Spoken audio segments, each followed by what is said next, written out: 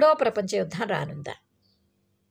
అందులో భారతదేశ ప్రభావం ఎంత ఉంటుంది, భారతదేశం పైన యుద్ధ ప్రభావం ఎంత ఉంటుంది, వీటి గురించి మాట్లాడుకుందాం.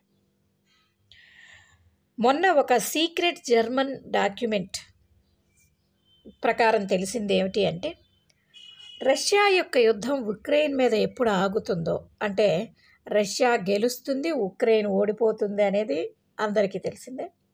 ఎప్పుడైతే ఉక్రెయిన్ని కైవసం చేసుకుంటుందో ఆ మరుక్షణం నాటో దేశాలన్నీ కలిసి రష్యా మీద యుద్ధాన్ని ప్రకటించడానికి సిద్ధంగా ఉన్నాయి. అంటే ఆ వెంటనే రష్యా మీద యుద్ధం ప్రకటిస్తుంది. ప్రకటించినప్పుడు ప్రత్యక్షంగా పరోక్షంగా ఎప్పుడు భారతదేశం రష్యాకి సపోర్ట్. అమెరికానా రష్యానా అన్నప్పుడు రష్యానే. ఎందుకంటే మొట్టమొదటి నుంచి రష్యాకి భారతదేశానికి ఉన్నటువంటి అవినాభావ సంబంధం అంత గొప్పది. కాబట్టి ఖచ్చితంగా భారతదేశం రష్యాకి సపోర్ట్ చేస్తుంది. ఇక్కడ ఒకవేళ యుద్ధం అనేది ప్రారంభమైతే ముందుగా మనం ఆలోచించుకోవాల్సింది నిత్యావసర వస్తువుల గురించి.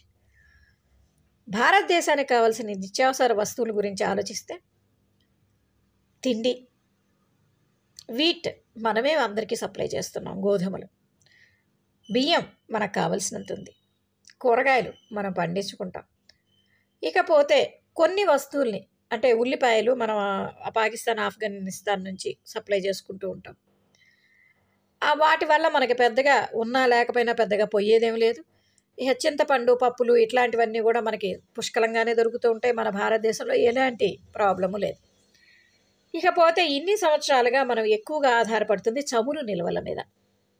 డీజిల్, పెట్రోల్ వీటన్నింటికి మనం రష్యా మీద లేదంటే అరబ్ కంట్రీస్ మీద ఆధారపడి ఉన్నాం. ఈ అరబ్ కంట్రీస్ మీద రష్యా మీద ఎప్పుడైతే ఆధారపడ్డామో దీనివల్ల అరబ్ కంట్రీస్ అన్నీ కూడా మనల్ని మామూలుగా ఆడుకోవడం కాదు, ఇమీడియట్గా వాళ్ళు ఒక్కొక్కసారి రేట్లు పెంచుతారు చచ్చినట్టు మనం, ఎందుకంటే మనకి నిల్వలు లేవు కాబట్టి. అయితే ఈ ఒక్క విషయంలోనే మనం ప్రాబ్లం ఫేస్ చేయాల్సి వస్తుంది. అయితే మొన్ననే అండమాన్ నికోబార్ దీవుల్లో 70 సంవత్సరాలకి సరిపడా చమురు నిల్వలు ఉన్నాయి అని అనుకున్నాం.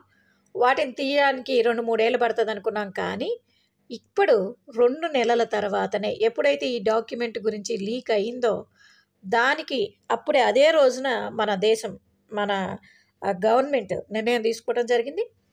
సో 2 నెలల్లో మనం చమురు అనేది వెలికి తీయడం జరుగుతుంది.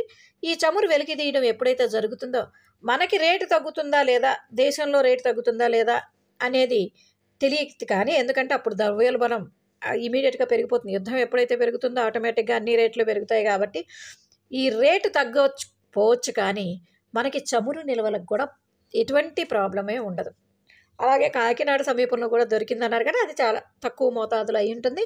ఇది మాత్రం 10,000 పైన మనకి చాలా ఎక్కువగా దొరుకుతుంది. కాబట్టి చమురు నిల్వలకు కూడా మనం ఇప్పటి నుంచి ఏ దేశం పైన ఆధారపడాల్సిన అవసరం లేదు, కనీసం 70 సంవత్సరాల వరకు.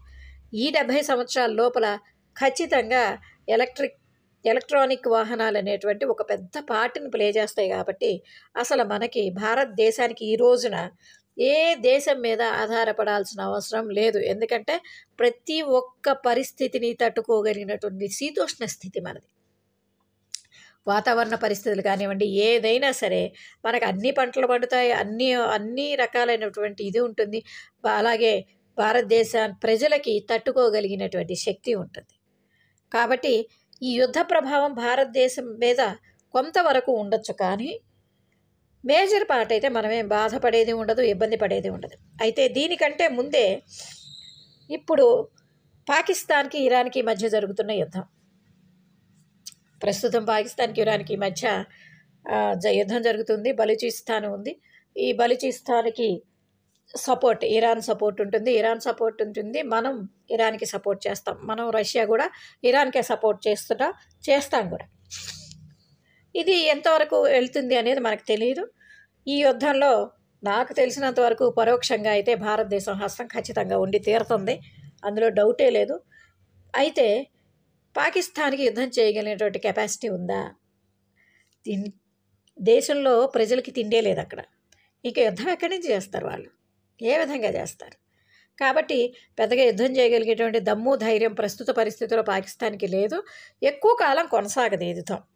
ఎందుకంటే చైనా సపోర్ట్ కూడా అంతంత మాత్రం. ఎందుకంటే చైనా తీసుకోవాల్సినవి అన్నీ తీసుకుంది, దాన్ని పిండి పీల్చి పిప్పి చేసేసింది. ఇప్పుడు అక్కడ మిగిలింది వేస్ట్ మెటీరియలే, అంటే పీల్చేసేసి పిప్పిని వదిలేసింది. కాబట్టి చైనా కూడా అంతగా ఇదేవడానికి ఏమీ ఆసక్తి చూపించకపోవచ్చు. ఒకవేళ చూపించినా ఏదో నామకే వాస్తే మేము మీకున్నాం అనే చెప్పాలి కాబట్టి ఏదో ఉంటుంది అంతవరకే. ఈ యుద్ధం కంటే కూడా 2025లో రాబోయేటువంటి 3వ ప్రపంచ యుద్ధం మాత్రం ఖచ్చితంగా జరుగుతుంది. ఆ జరిగేటప్పుడు భారతదేశం మీద ఎక్కువ ప్రభావం అయితే ఉండదు, బట్ కొంతవరకు ప్రభావం అయితే ఉంటుంది.